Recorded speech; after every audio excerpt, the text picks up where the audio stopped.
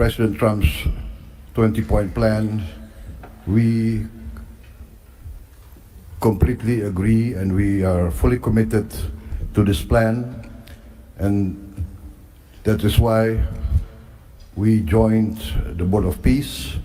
We are committed to its success.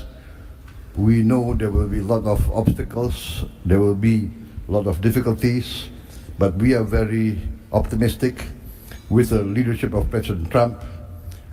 This vision of real peace will be achieved. There will be problems, but we will prevail. We will achieve our dream of peace in Palestine, peace, a lasting and peaceful solution for the Palestinian problem and in Gaza. The achievements of the ceasefire is real. We commend this, and therefore we reaffirm our commitment to contribute significant number of troops, up to 8,000 or more if necessary.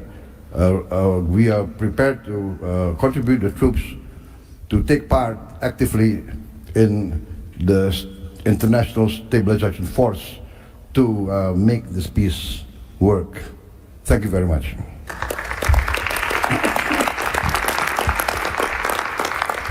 The President of Romania. Download Tribun X sekarang, menghadirkan lokal menjadi Indonesia.